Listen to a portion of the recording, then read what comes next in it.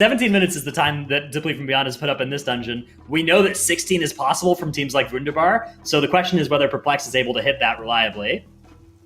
It is, and we've looked a number of times at how people are setting up some of the largest and most aggressive spotter pulls possible, and a lot of it comes down to just chaining, binding shots together, making sure that people are watching out for any of the big banana rampages that are going on. So let's see what these teams got as Siege of Boralus gets underway with Perplexed up 1. Alright, so we haven't seen Perplexed at all yet in Siege of Boralus, so we'll see what kind of comp they're running. Very likely we will see that triple hunter that we've seen by every group so far, I believe, in Siege. We did see Horde, though, from Deplete from Beyond, while all the other teams played Alliance. Now, Siege is the only dungeon in BFA that actually does have a different starting point depending on what faction you play, and not only that, there's some mobs who are also are a little bit different inside the dungeon, and specifically the first boss is a little bit different as well. So we will see those differences later on if Perplex actually chooses to play Alliance compared to the Horde that Deplete from Beyond is playing. Yeah, one of the big differences as well is this gate here after Hadal Dark Fathom to this last boss opens up a lot slower if you're Alliance side than if you're Horde. So if you're Alliance side, you're kind of obligated to backtrack while that RP is happening and go get some trash then. Whereas if you're Horde, you can just do the dungeon in a more straightforward, linear fashion that I think is a little bit easier to do as well. Yeah, definitely a difference there as we see the Perplex actually playing Alliance, so Deplete from Beyond is still playing Horde, while the Perplex does have the different starting point with the Alliance. They do have Shadow Melt available, so they can do this skip on their side, while Deplete from Beyond does not have the Shadow Melt, so therefore they need to either have somebody die, or they need to use some invisible potions, or they just kill all of the trash that they're gathering up here. We'll see what they do, as Perplex is using their Shadow Melts to get rid of the trash they aggroed on the way to the first boss. Yeah, you can see Deplete from Beyond here. They're thunderclapping, running their way here, and this is going to be a large amount of trash because, of course, they don't have Shadow Meld. Rentari, though, dropping extremely low. Of course, Necrotic is active in this dungeon as well, so it does need to ideally drop stacks here. We'll be able to do that, and they're grouping up the entirety of the first part of this dungeon, wow. Popping that Bloodlust. They will be killing all of this at once is the plan. Perplex, meanwhile, already into the first boss here. They have a smaller amount of trash here, but they have pulled it with the boss as well. Different trash, too. The Alliance side trash, a lot more nasty in this first area than the Horde side. Yeah, and another difference here on the first boss is that even if you see the mobs that are spawning during the boss fight, the boss will just continue to spawn them. While if you are playing Horde, then you will stop spawning those vanguards, the ones with the frontal stun, if you just see them and if they're still alive. So a little bit easier for the Horde side compared to Alliance. And yeah, Perplexed definitely choosing to do a different route here with their different amount of trash that they do. They did pop their Bloodlust immediately as soon as they engaged the boss with the trash on top, while Deplete from Beyond used their Bloodlust for the trash only, and then afterwards engaged the boss. So already from the get-go, a little bit of a difference in strategy, which doesn't mean much because later on we will see a lot of trash being played with those spotters with the friendly fire from the artillery.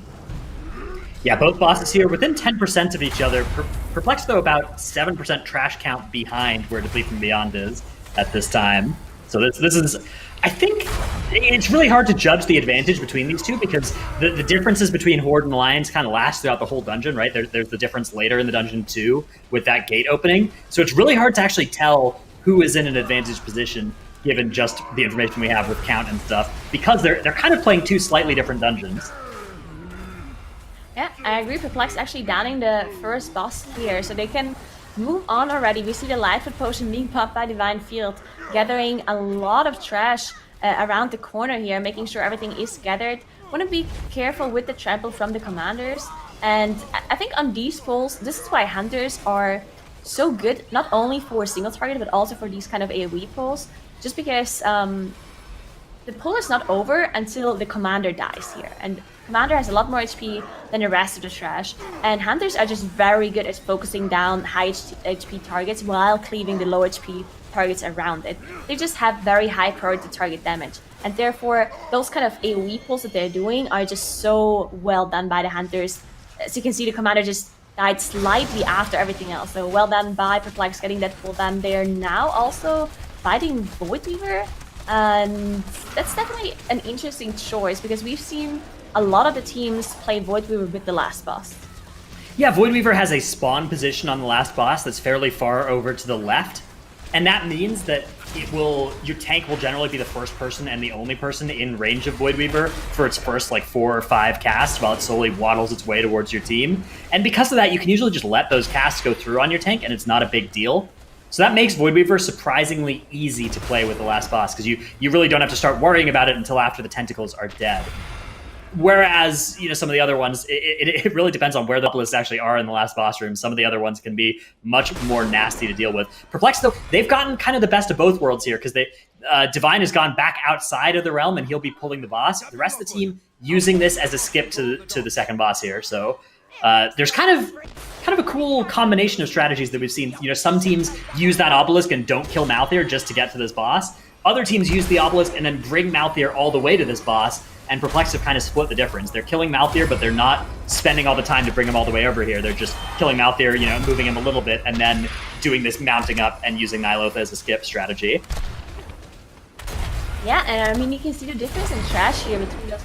Perplex is ahead in dungeon speed as they're already fighting Dread Captain Lockwood. Look how low they're getting Dread Captain Lockwood as well here. 65% full on energy, but if you Thunderclap at the perfect time here, it will be rooted and unable to jump back up there. Avatar has expired for Divine, so no longer able to keep those Thunderclap roots on Dread Captain Lockwood through that Conflict and Strife major essence that both warriors are running. But 60% is an incredibly strong amount to be able to bring her to on that first phase. They may be able to 1 phase or to 2 phase, to kill it in 1 more phase. That would actually be a really big time save. I don't think we've seen any team be able to do that just yet. I think all of the teams so far needed 2 intermission phases before they got her down. So let's look at the HP of Dread Captain Lockwood on the left side of the screen on Perplex. You see the energy bar filling up at the bottom. Once she reaches 100 energy, she will attempt to jump away. If she's they're gonna need or knocked, then she will not jump. They are probably going to need a couple of those roots to work out, but look, Divine is saving his avatar. You can see that is still available for him. Normally, that's just a button you press on cooldown. In this case, though, it's going to be something that he will hold until Dread Captain Lockwood gets close to that 100% energy mark, and then he'll be using it right now to make sure that she has a root applied to her every time she would jump back. And it needs to be really precise here. They are going to be able to do it, though. That is really impressive by Perplexed. Killing Dread Captain Lockwood without her retreating a second time. Deplete from Beyond, on the other hand, you can see that is the second retreat happening for them, so they are completely unable to replicate that strategy. And that really required a lot of precision and skill specifically from Divine Field, so really great job by him there. Yeah, there was a huge amount of time saves. It really matters in the MDI in this kind of competition to get an extra little bit of a time save on this boss here. So well done by Divine Field and by Perplex to get this done. Now they are fighting Samrak. After they have Samrak done, they have 2 obelisks left, so it looks like they will be playing 2 Awaken mobs on the last boss. While we do know that Deplete from Beyond is only dealing with Samrak, and they're actually dealing with 3 obelisks on the last boss. But they have a lot less trash to do on the Deplete from Beyond side, so they don't actually have to go back and do that many spotter pulls, which in the end is not going to be as big of a time save if Perplexed manages to pull off this spotter pack cleanly. This is they're not even using the spotter for this. Perplex is just fighting this the old-fashioned way. This is something that actually we saw a little bit of this yesterday as well. Teams just deciding that, you know what, all that setup time, all of that nonsense with the spotter, we're not going to bother. We'll just kill these mobs with our abilities, because we're playing with hunters. Those are kind of like spotters anyway. They just destroy the packs just as well.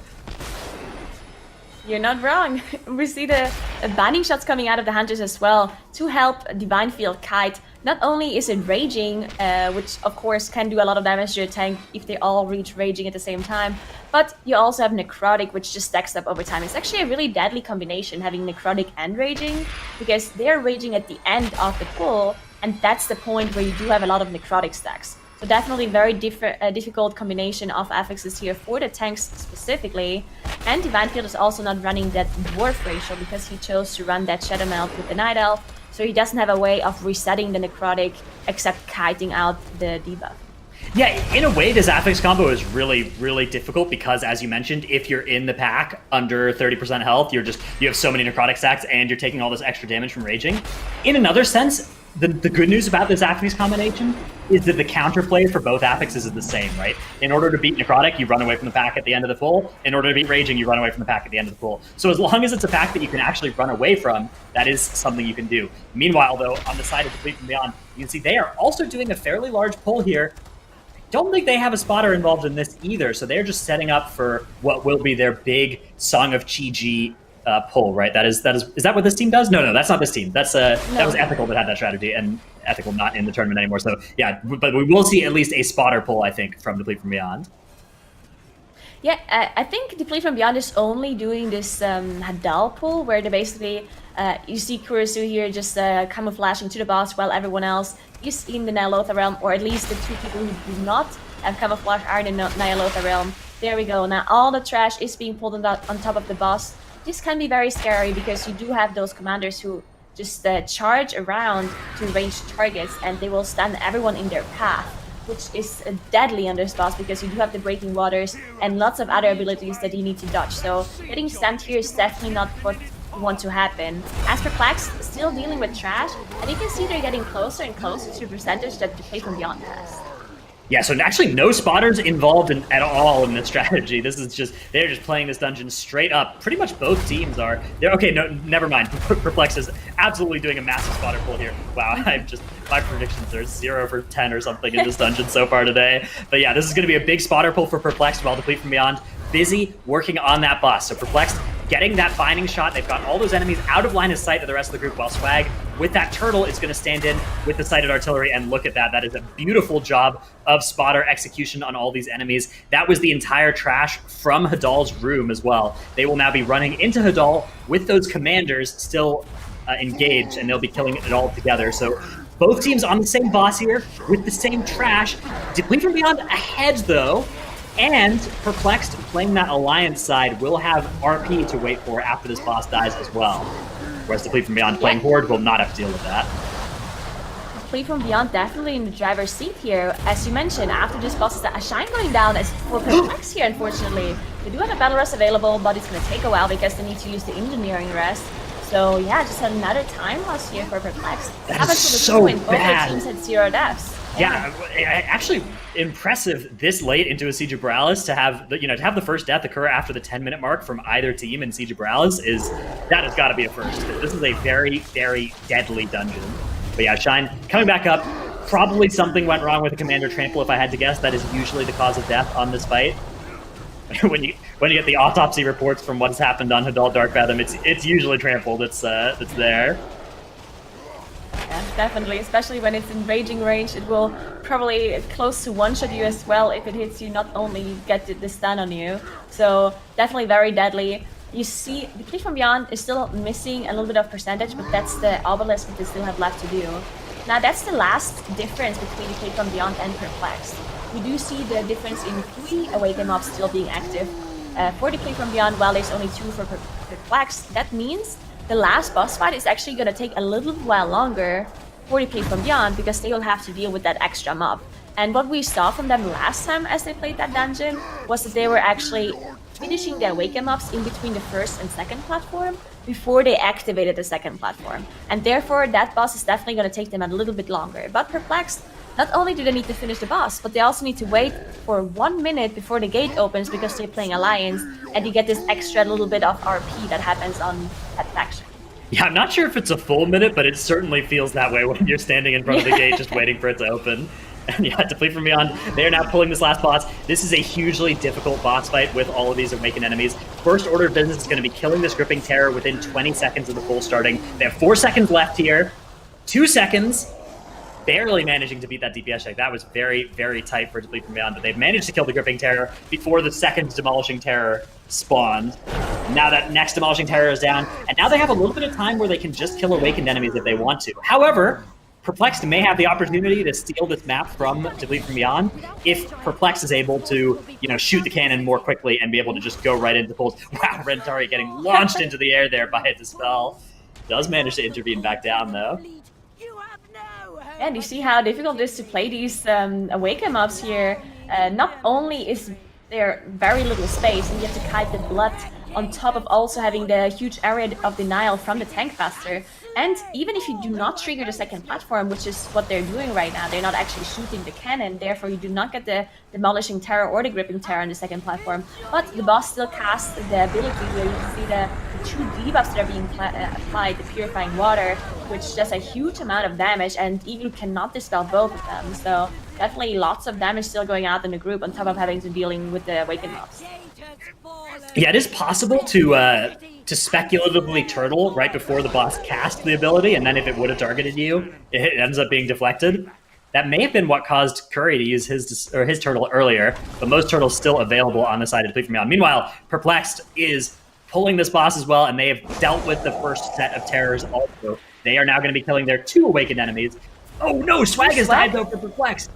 That is really, really the opposite of what they needed here.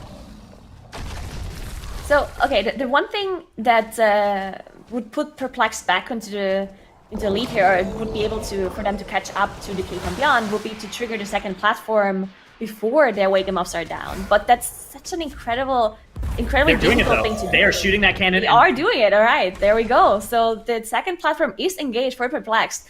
Now, Divine Field has to tank the Tank Buster, the Blood, and the Demolishing Terror, which is so difficult because of all of this area of denial. And the Demolishing Terror needs to be tanked in melee. He cannot walk away, otherwise the group dies. You see Divine Field just standing in the Dark Fury, the Spirit Breaker being taunted by one of the Hunter Pets, thankfully, because there's no way Divine Field can survive while having the Spirit Breaker on him.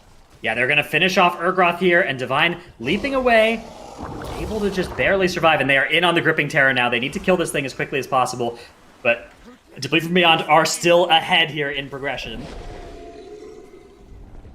Yeah, they're done with the second platform. They are moving on to that last platform for Deplete from Beyond.